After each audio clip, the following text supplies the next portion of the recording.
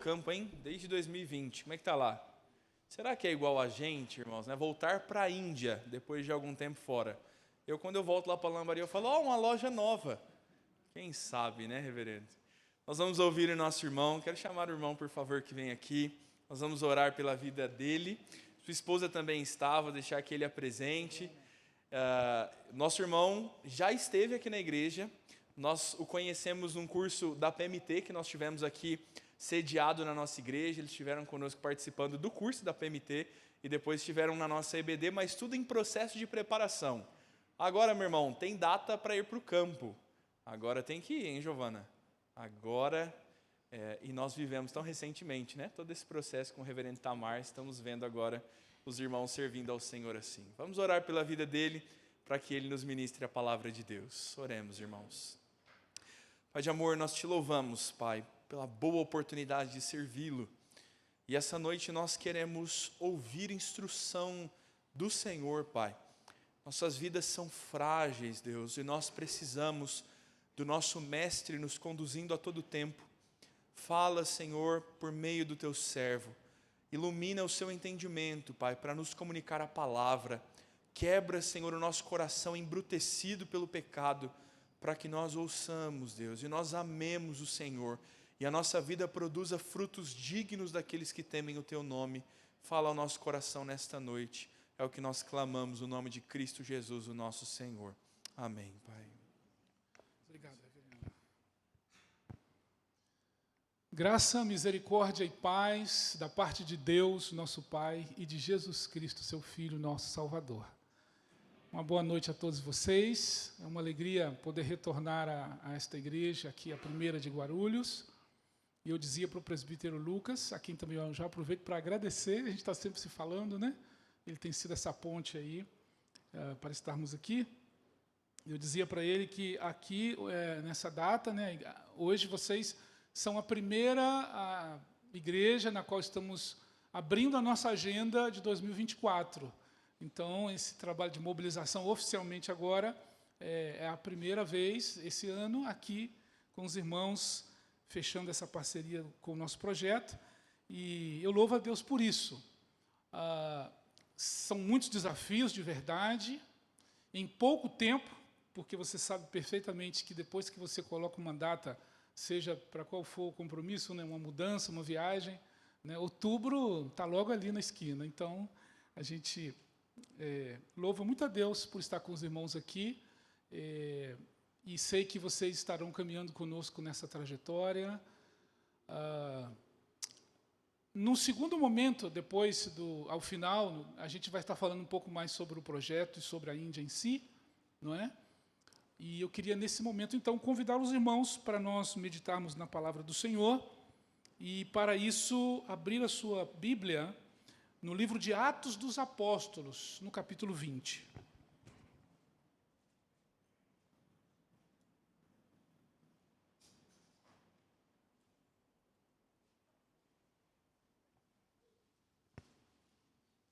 Atos dos Apóstolos, capítulo 20. Eu estou utilizando aqui a versão de Almeida, Revista Atualizada. E nós leremos a partir do versículo 17 até o verso 38. Peço a sua atenção, a sua paciência. Faremos a leitura de toda essa perícope para a nossa edificação nessa noite. Atos, capítulo 20, a partir do versículo 17. A palavra do Senhor nos diz assim: de Mileto mandou a Éfeso chamar os presbíteros da igreja. E quando se encontraram com ele, disse-lhes: vós bem sabeis como foi que me conduzi entre vós em todo o tempo, desde o primeiro dia em que entrei na Ásia, servindo ao Senhor com toda a humildade, lágrimas e provações, que pelas ciladas dos judeus me sobrevieram, jamais deixando de vos anunciar coisa alguma proveitosa e de vô-la ensinar publicamente e também de casa em casa, testificando tanto a judeus como a gregos o arrependimento para com Deus e a fé em nosso Senhor Jesus Cristo. E agora, constrangido em meu espírito, vou para Jerusalém, não sabendo o que ali me acontecerá, senão o que o Espírito Santo, de cidade em cidade, me assegura que me esperam cadeias e tribulações. Porém, em nada considero a vida preciosa para mim mesmo, contanto que complete a minha carreira e o ministério que recebi do Senhor Jesus para testemunhar o evangelho da graça de Deus. Agora, eu sei que todos vós, em cujo meio passei pregando o reino, não vereis mais o meu rosto. Portanto, eu vos protesto no dia de hoje, que estou limpo do sangue de todos, porque jamais deixei de vos anunciar todo o desígnio de Deus.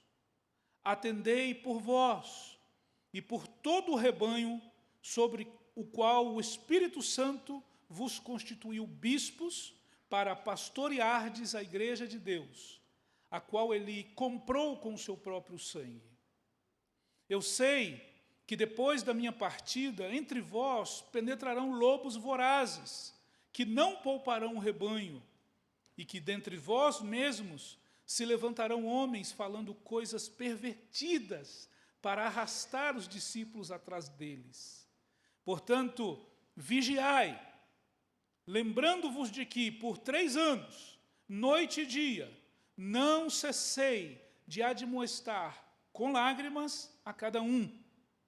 Agora, pois, encomendo-vos ao Senhor e à palavra da sua graça, que tem poder para vos edificar e dar herança entre todos os que são santificados, de que ninguém cobicei prata, nem ouro, nem vestes, vós mesmos sabeis que estas mãos serviram para o que me era necessário, a mim e aos que estavam comigo. Tenho-vos mostrado em tudo o que tenho. Trabalhando assim, é mister socorrer os necessitados e recordar as palavras do próprio Senhor Jesus. Mais bem-aventurado é dar que receber. Tendo dito estas coisas, ajoelhando-se, orou com todos eles. Então, houve grande pranto entre todos, e abraçando afetuosamente a Paulo, o beijavam, entristecidos especialmente pela palavra que ele dissera, que não mais veriam o seu rosto, e acompanharam-no até ao navio. Muito bem, meus irmãos, baseado nesse texto, eu gostaria de pensar com vocês nessa noite sobre como ser um missionário fiel. Como ser um missionário fiel. E aqui a gente pode abrir e ampliar um pouco mais o tema, trazendo talvez para uma realidade mais particular ou mais local. Nós podemos dizer como ser um discípulo fiel. Como ser um crente fiel. Nós vamos, olhando para a vida e o exemplo do apóstolo Paulo, aprender nesses versículos que acabamos de ler, como ser um missionário fiel. E pensando na vida de um missionário que marcou certamente a minha vida, talvez, por que não, a de todos nós, cuja história e cujo ministério nós fazemos parte dele, porque somos cristãos presbiterianos, e eu estou aqui me referindo ao missionário Ashbel Green Simonton, não é? O nosso prócer, o nosso fundador da nossa igreja presbiteriana no Brasil. E lendo a história de Simonton, ali precisamente no seu livro O Diário de Simonton, eu não sei se você já leu, se você não leu, eu quero recomendar para você esse livro, né? Essa é a hora que o pastor aproveita para recomendar aí as bibliografias, né? Esse é um livro você, enquanto cristão presbiteriano, não pode passar dessa vida para melhor sem lê-lo. O Diário de Simonton, porque é muito edificante. E uma das coisas que muito me marcou no relato, na narrativa do Diário de Simonton, na verdade, foi escrito para um fato que ocorreu após a sua morte. Logo, vocês sabem perfeitamente, ele estava aqui em São Paulo, ele havia adoecido, havia vindo para São Paulo, e ele estava aqui em São Paulo, e morreu, e a notícia chega ao Rio de Janeiro. E chegou a notícia para o cônsul dos Estados Unidos naquele então, e ele ali reúne, numa cerimônia em homenagem ao reverendo Ashbel Green Simonton, e ele faz um discurso naquela ocasião, fazendo uma alusão à vida de Simonton. Esse discurso, inclusive, está no livro, você pode ler ali as palavras do cônsul dos Estados Unidos daquela ocasião.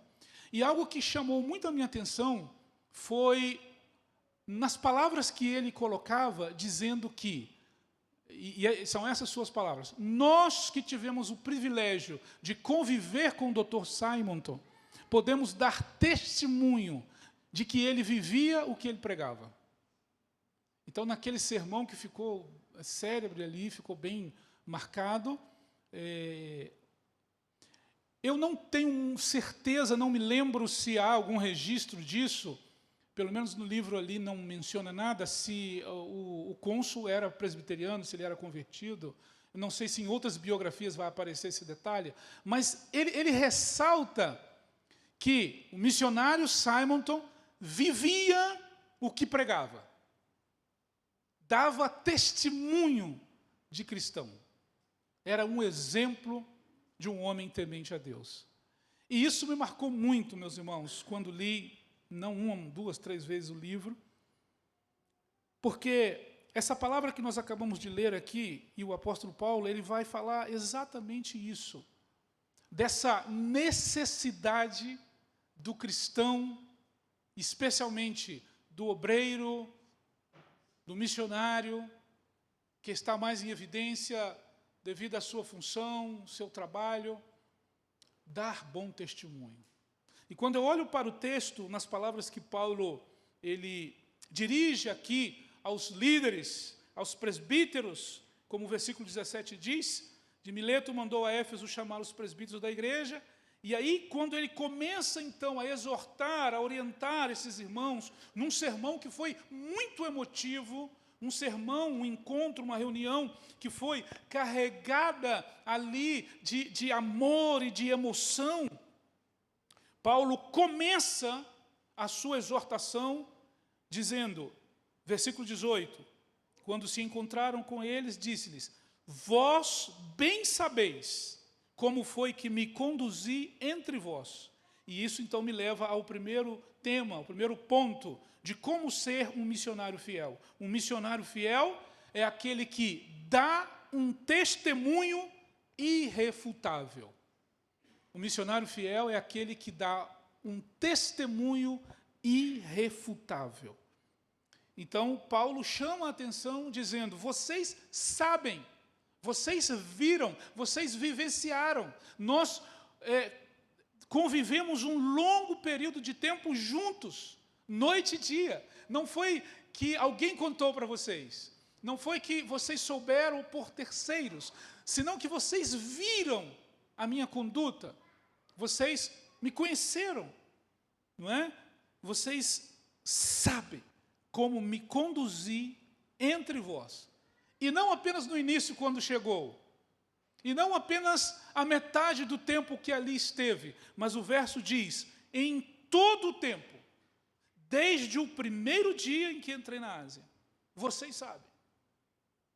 Porque, afinal de contas, meus irmãos, as pessoas que convivem conosco no dia a dia, na família, no ciclo de amigos, nossos vizinhos, eles sabem. Eles estão de olho em nós. Queiramos nós ou não, gostemos nós ou não, eles estão de olho em nós. Eu me lembro onde morávamos lá na Índia, era um condomínio, era um segundo andar, e a gente tentando fazer amizade, se aproximar, fazer uso da língua, né? Criávamos várias estratégias para criar relacionamentos com as pessoas. Então, por exemplo, todos os dias, 5 horas da tarde, tinha 2 senhores que desciam ao playground para jogar sinuca, lá no prédio. Todos os dias, aqueles 2 velhinhos estavam lá, ficavam ali meia hora, eram amigos de muitos anos, e aí, meia hora mais ou menos, brincavam um pouquinho e voltavam para suas casas. E eu percebi que a gente era vizinho de frente, então eu comecei a tentar me aproximar, e ali ficava, assim, chegava um pouquinho antes deles, e eu preparava as mesas, e colocava os tacos, as bolas, tudo. Quando eles chegavam, já estava tudo, não tinha que sair procurando nada. E com isso a gente começou a fazer amizade, comecei a me aproximar dele, perguntando. Eu lembro que eu comecei com as cores em hindi. Eu pegava uma bola de sinuca, mostrava a cor, falava o nome em inglês e ele me falava em hindi. E aí eu ia aprendendo aquelas primeiras palavras e eles sorriam. Enfim, a gente começou a fazer uma boa amizade. E assim fazíamos com outros, né? Cada um de um jeito. Havia terças e quintas, havia um senhor que entrava com um carrinho de feira. Então ele ia lá e gritava em hindi o nome das frutas, e eu ficava ali e passava a semana inteira decorando o nome de uma fruta, de uma verdura. E aí gritava e falava com ele, conversava, e fui fazendo amizades assim. Mas havia um vizinho, acho que do 4º andar, que eu tentava me aproximar, que eu tentava conversar com ele. Irmãos, ele virava as costas para mim, ele não me respondia, nem bom dia. E eu falava assim, bom, talvez ele não saiba falar inglês, talvez ele, enfim, não está me entendendo. Mas assim foram uns 3 meses. 3 meses eu tentando, falando, e me arriscando, me aventurando, e nada. E aí, eu me lembro que eu sempre fazia isso, eu sabia quando aquele senhor chegava, eu orava, pedia a Deus que me desse graça, paciência, sabedoria, tentar fazer amizade, tentar ali de alguma forma me aproximar das pessoas. E aí, um dia, meus irmãos, eu estava tão triste, eu estava tão chateado, eu estava tão mal, mas era o dia que o verdureiro chegava. E a gente tinha que ir lá e fazer aquele contato, e eu não queria falar com ninguém, e aí qualquer coisa irrita. Sabe aquele dia que, assim, um missionário também tem isso, tá, gente? Porque tem gente que pensa que missionário, né, é o tal. Não, missionário é gente de carne, osso, nariz e pescoço. Uns têm mais carne, outros têm mais osso, mas enfim. E aquele dia foi um dia desses, e aí eu disse assim, eu orei, e disse assim, aquela oração de menino birrento, sabe? Deus, eu vou lá. Tá bom, eu vou lá. Mas eu não vou falar com aquele rapaz hoje. Não vou nem tentar, porque não está dando certo. Não quero conversar com ele. E fui. E quando eu cheguei lá, assim, para minha surpresa, ele se vira para mim e diz, bom dia, em inglês. Eu falei, então quer dizer que ele fala inglês, né? Tá, tudo bem. E aí, bom dia, meio assim, sem vontade, sabe? E aí, não queria esticar muito a conversa, e aí ele começa a falar, você mora no 2º andar, não é? Aí eu falei, sim. Eu falei, nunca tinha conversado com ele. Assim, você veio do Brasil, não é? Eu falei, sim, sou brasileiro. Sim. E você é casado, tem 2 filhos, não é verdade? Eu falei, sim, é verdade. Eles estudam inglês aqui com você, não é? Eu falei, gente, o homem começou a falar a minha vida toda. Eu falei, rapaz, que coisa interessante, né? E aí, depois eu fui me percatando que ele não conversava comigo, mas ele ficava perguntando às outras pessoas quem era aquela família de estranhos que estavam morando lá. Então, ele puxou a minha ficha, fez um dossiê, e quando começou a conversar comigo, sabia tudo a meu respeito, a minha vida, nossos horários, onde estudávamos, enfim. Eu falei, gente, eles estão de olho na gente, né? Como se a gente não soubesse, mas, enfim, está aí a prova real, inequívoca. E vocês sabem que esse rapaz, com a sua família, foi uma das famílias que nós realmente conseguimos romper aquele gelo, aquela dificuldade, num ano, um pouco espaço de tempo, conseguimos frequentar a casa dele e iniciar uma linda amizade, naquele pouco tempo que nós tivemos lá, até antes da pandemia, quando depois tivemos que voltar para o Brasil. E aqueles 2 senhorizinhos, que eram os vizinhos lá da sinuca e tudo, passei todo aquele ano, meus irmãos, tentando, de alguma forma, achar uma estratégia, uma brecha, alguma coisa que eu pudesse ali realmente ter a opção ou a possibilidade de, pelo menos, que eles perguntassem sobre a minha fé. porque naquele contexto você não pode pregar por iniciativa própria. Mas se a pessoa começa a te perguntar, e você está respondendo aquelas perguntas, e eu fazia muitas perguntas da religião hindu para eles, e aí você tem essa abertura, né? Mas, enfim, não consegui. No final do ano, um pouco tempo antes da gente vir para o Brasil, eu sofri um acidente no trânsito. Vocês sabem que na Índia, né, macaco, vaca na rua, é normal, faz parte da paisagem. Enfim, passou um bando de macacos, o indiano freou, e aí eu freiei atrás, caí, a minha esposa também caiu, e fraturei o húmero, tive que fazer uma cirurgia. No meu húmero está fraturado em 5 partes, eu coloquei aqui uma prótese. Então, eu saí da Índia, mas a Índia não saiu de dentro de mim, viu? E aí, depois, me socorreram. Aquelas poucas palavras em Hindi que eu havia aprendido durante o ano, como me ajudou naquele momento, né? E ali as pessoas me socorreram, me levaram para casa, me levaram para o hospital. E aquele senhor, vizinho de frente, Mr. Pami, ele foi na minha casa. E ele tinha se mostrado bastante reácio, bastante fechado. Mas quando ele soube do acidente, ele foi na minha casa e com a sua esposa. E ali a gente começou, depois da cirurgia, acho que antes da cirurgia, a gente começou uma conversa muito amigável, e ele me levou presentes, como é costume da cultura indiana, e ele falou assim, eu quero saber o que você sentiu, entre várias perguntas que ele fez, ele falou, o que você sentiu dessa pessoa que causou o acidente e não te socorreu e fugiu? Você está com ódio dele, não está? Eu disse, não tenho ódio dele. Não tem. Eu falei, não. E por que não? E aí eu falei, opa, é agora. É a oportunidade de falar para ele do amor de Deus. E ali, de fato, eu já havia deixado a Bíblia separada ali com um texto. E aí eu peguei, eu vou te mostrar por quê. Peguei a Bíblia em inglês, pedi para a esposa dele ler para ele, e eles leram ali em voz alta um texto que eu havia separado. E eu pude, com total liberdade, dentro da minha casa, ainda que meio dolorido e tudo, anunciar o Senhor Jesus para aquela pessoa, que passou o tempo todo ano, olhando, observando, fazendo perguntas. Eu me lembro de ter visto, gente, até funcionários e pessoas examinando o nosso lixo, para que, de modo que eles conhecessem o que nós consumíamos, que tipo de gente que a gente era, se a gente, enfim, falava uma coisa ou tinha um tipo de conduta, e, de fato, não era assim. Até isso eu cheguei a presenciar.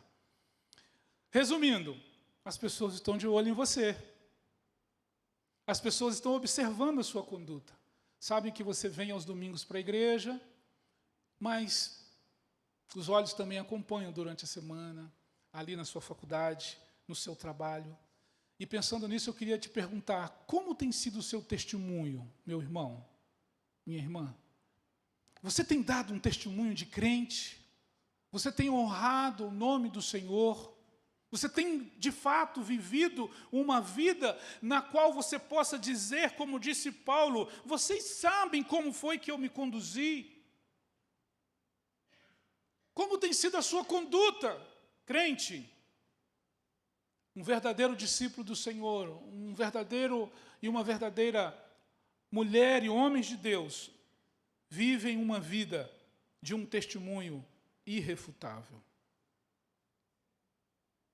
O Dr. John Stott, no seu último livro, O Discípulo Radical, ele conta uma história de Mahatma Gandhi, falando bastante da Índia hoje, né? Mahatma Gandhi, uma personagem ícone daquele país, e ele conta que, quando Gandhi, que era advogado, como vocês devem saber, morou na África do Sul, e quando lá esteve, ele sempre teve contatos próximos com cristãos.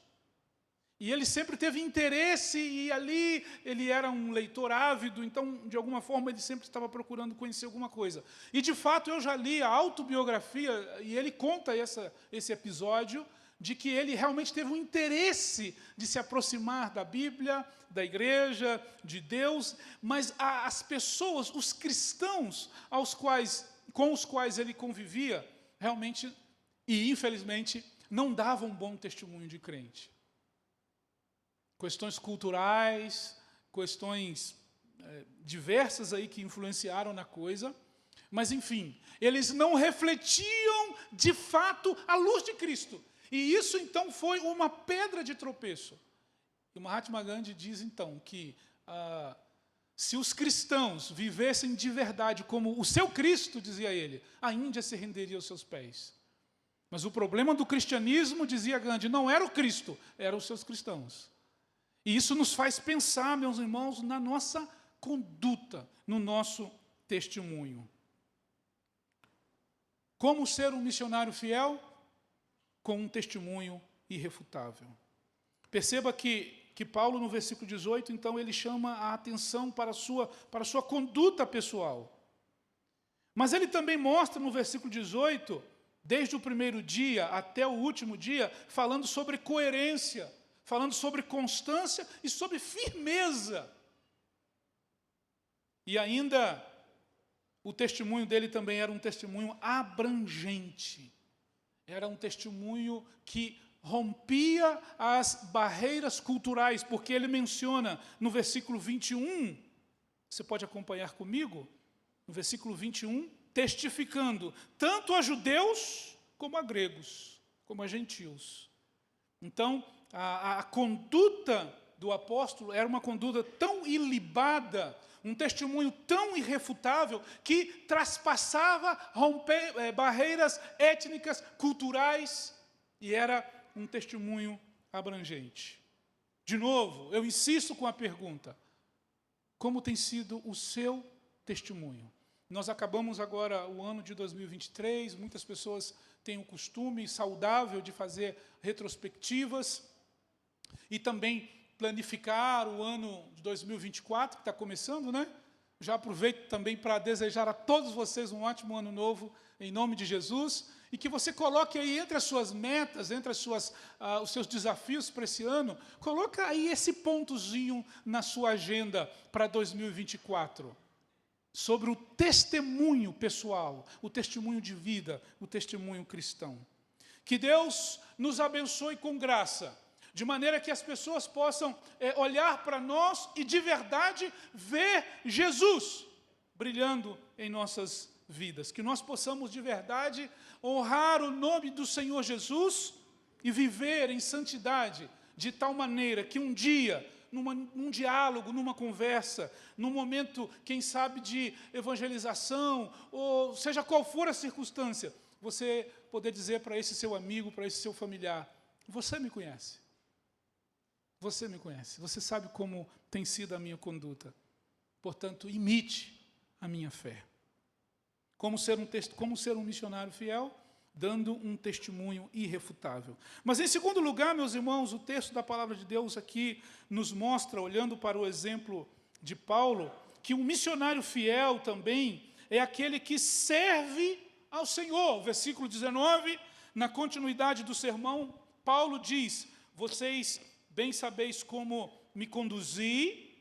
E aqui é válido mencionar que Paulo coloca o testemunho e a conduta antes do serviço e antes do ministério. Primeiro o exemplo, primeiro a postura, primeiro a conduta, depois o trabalho, depois o ministério. Mas agora, então, ele fala do serviço e ele diz assim, versículo 19, vocês sabem como eu me servindo ao Senhor.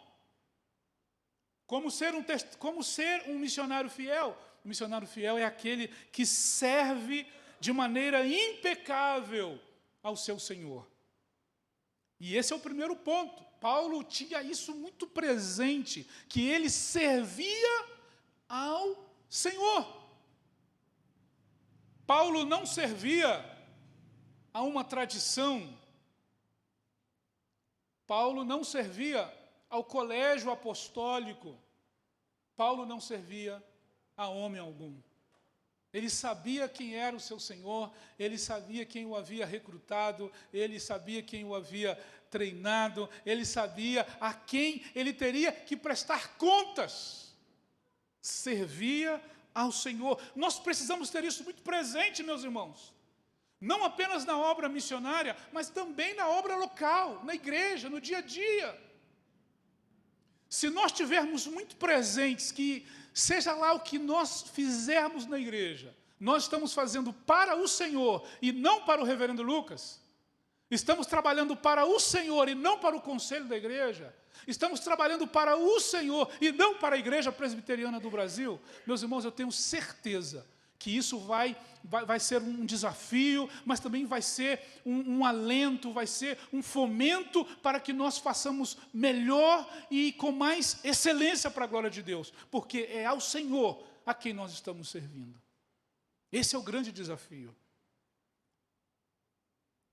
Como ser um missionário fiel? Servir de maneira impecável.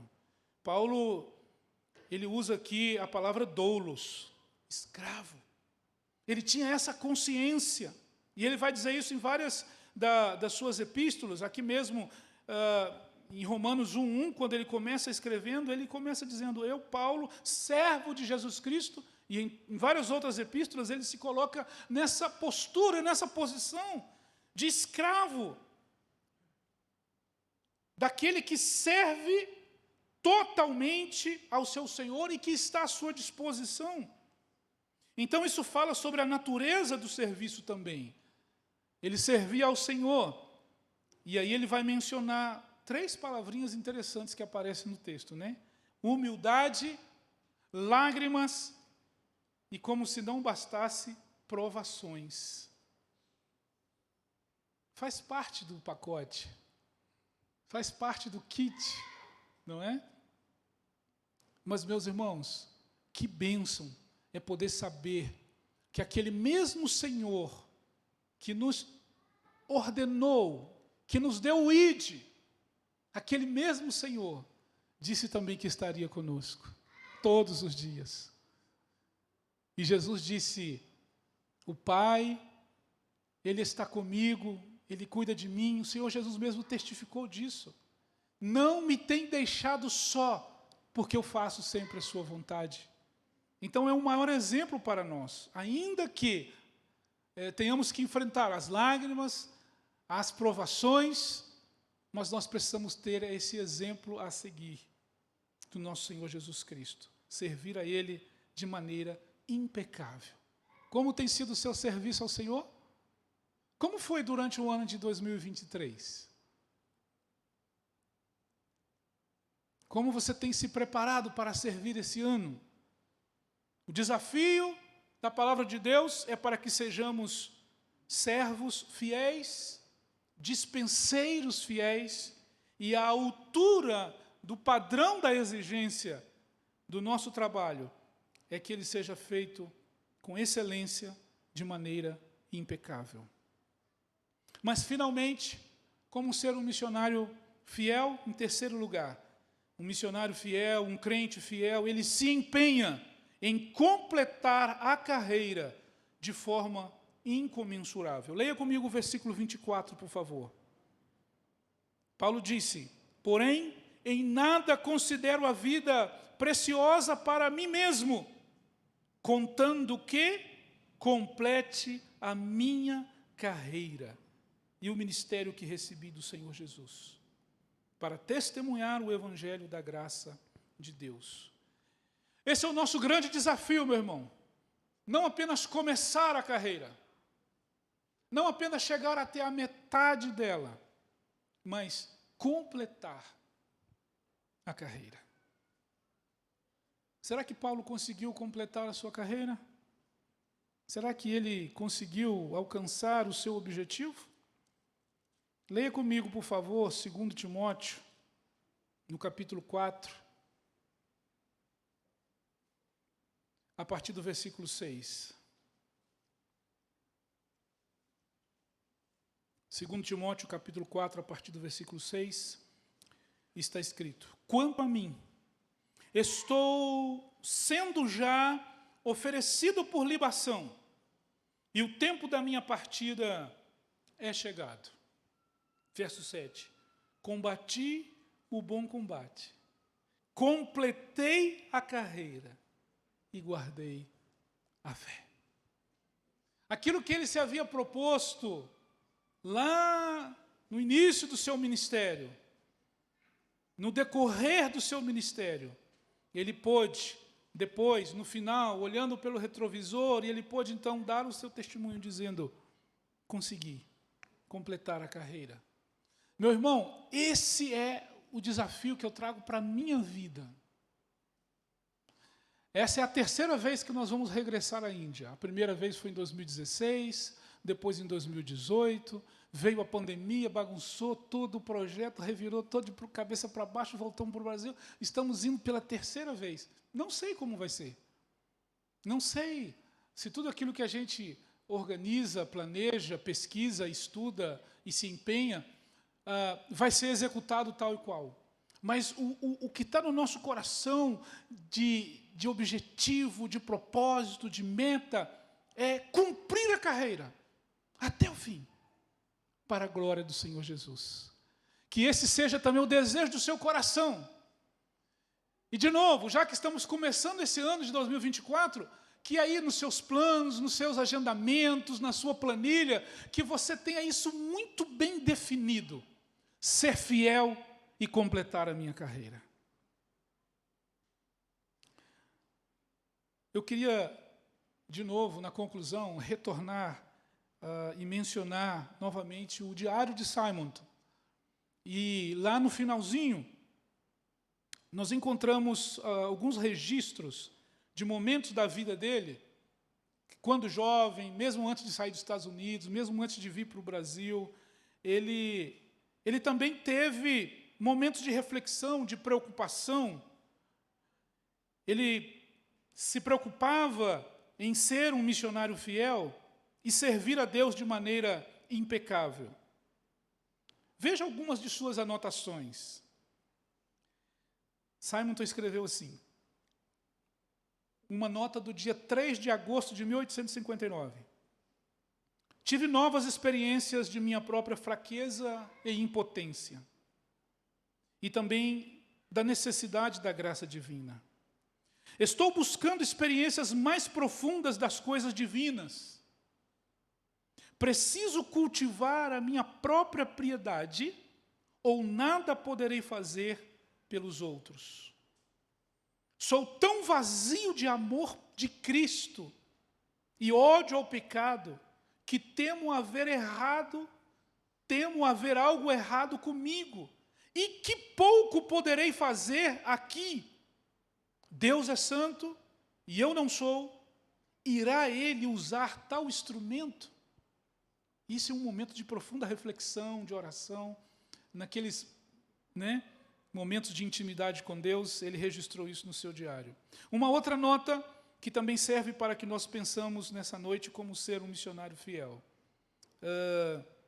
2 de dezembro de 59, com pouco mais de 3 meses de que ele já estava no Brasil.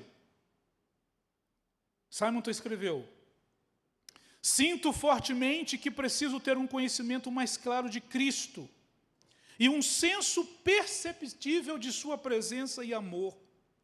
Ser missionário sem ter um amor fervoroso por Cristo e zelo pelas almas é mau negócio. Devo renovar a minha consagração. Gente, quando eu lia isso aqui, eu parava o estudo, parava a leitura e dizia, meu Deus, eu faço minha essa oração. Outra, por favor, tenha paciência, um pouquinho mais. 2 de dezembro de 66. Ele já estava aqui muito enfermo, ele morreu em 9 de dezembro de 67, então já agora no final da vida, no final da carreira, e ele também numa época como essa, de final de ano e início de outro ano. E aí ele escreveu o seguinte, 1866 já se foi. Fazendo um retrospecto de minha própria vida durante o ano que agora se encerra, tenho de condenar-me. Posso indicar algum trabalho que foi feito da melhor maneira que pude? Sim. Mas será que progredi na direção do céu? Gente, o homem estava doente e com um completo senso de dependência de Deus e de vida espiritual e de intimidade com Deus. Ele continua, é aqui que me sinto em falta. Não posso ir além da prece do publicano. Ó Deus, sê propício a mim, pecador. Será sempre assim comigo? A própria pressão e a atividade da vida exterior tem empanado minha comunhão com aquele para quem esses mesmos serviços são feitos. Quantas vezes minhas devoções são formais e apressadas. É que eu parei a leitura e disse assim, nesse ponto eu me igualo a Simonton. Porque às vezes a gente está naquele afã, faz a leitura para cumprir a agenda. Meu Deus, tenho que fazer tanta coisa, e isso, e e-mails, e rede social, e tal. Irmãos, precisamos atentar para isso. E aí Simonton então dizia, quantas vezes as minhas devoções são tão apressadas, ou perturbadas por pensamentos de planos para o nosso dia. E aí ele dizia, pecados muitas vezes confessados e lamentados têm mantido o seu poder sobre mim. E aí ele faz uma oração, e essa oração eu tenho feito, e eu quero terminar com essa oração. Eu quero que você também pegue para você a oração do missionário Simonton. Ele dizia assim, quem me dera um batismo de fogo que consumisse minhas escórias, e que me dera um coração totalmente de Cristo. Quem me dera um batismo de fogo que consumisse todas as minhas escórias. Ele está falando de santificação. Quem me dera um coração totalmente de Cristo. Que esse seja o meu desejo, o seu desejo, que essa seja a nossa oração para esse ano de 2024. Que nós sejamos homens e mulheres de Deus fiéis, discípulos fiéis, assim como Simonton, assim como Paulo, que nós possamos dar um testemunho irrefutável, que nós possamos servir ao Senhor de maneira impecável e que nós possamos completar a nossa carreira de maneira incomensurável para a glória de Deus. Vamos orar. Querido Senhor, querido Deus, Deus da Bíblia, Deus de Paulo, nosso Deus, Deus desta igreja, Deus vivo e verdadeiro, Deus cuja palavra é espada de dois gumes que penetra até a alma, na divisão de alma e de espírito, nas juntas e medulas, palavra viva e eficaz. Senhor, em nome de Jesus, fala profundamente aos nossos corações, de maneira contínua, de maneira permanente, como o Senhor tem falado nessa noite, que o seu Espírito Santo possa aplicar ao coração dos meus irmãos, primeiramente também ao meu coração, Senhor. Dai-nos esse senso de responsabilidade, dai-nos essa consciência de cumprir o nosso papel, o nosso dever enquanto discípulo do Senhor e honrar o Teu nome, Senhor, com um bom testemunho. Ali no nosso condomínio, no nosso bairro, na nossa rua, lá na repartição pública, lá na unidade militar, lá no hospital, lá na oficina, lá no escritório, lá no banco, lá na faculdade, Senhor, onde quer que estivermos, que nós possamos dar um testemunho do Senhor Jesus, que nós possamos pregar o Evangelho do Senhor Jesus, que nós possamos, Senhor, como Paulo fez, chamar a atenção das pessoas, dizendo, olha, vocês viram o meu modo de viver, a minha conduta, o meu proceder. Senhor, dai-nos, ó Deus, essa graça, Senhor. Dai-nos esta graça, Senhor. Porque isso vai de contra a nossa própria natureza e o nosso próprio coração caído. Quantas vezes, Senhor, nos faz cometer coisas que não glorificam o Teu nome. Tenha misericórdia de nós nas nossas ações, mais ainda nas nossas reações, mais ainda nas nossas motivações, Senhor. Tenha misericórdia de nós. Ajuda-nos a servir ao Senhor. É um privilégio, é uma honra tão grande Deus servir ao Senhor, mas dai-nos esta consciência de que nós não estamos servindo ao homem, à denominação, à autarquia, mas sim ao Senhor Jesus. E com isso em mente, e com isso no nosso coração, permanecer firme, glorificando o teu nome, Jesus, apesar das circunstâncias muitas vezes. Ó Senhor, em nome de Jesus, ajuda-nos a completar a nossa carreira. Ajuda-nos a permanecer fiel a Ti, ó Deus, sem importar com números, sem importar com os resultados daqueles que muitas vezes somos cobrados, sem importar, Senhor, com o que os outros pensam, ou com o que vão dizer de nós, mas que no nosso coração, Senhor, como crente do Senhor Jesus, isso seja de verdade um marco, cumprir a carreira, terminar a missão, glorificar o nome do Senhor Jesus. Que assim seja, aqui na primeira igreja presbiteriana de Guarulhos, que assim seja com todos e com cada um de nós, para a glória do Senhor. Amém. Amém. Deus vos abençoe, meus irmãos. Muito obrigado uma vez mais pela oportunidade.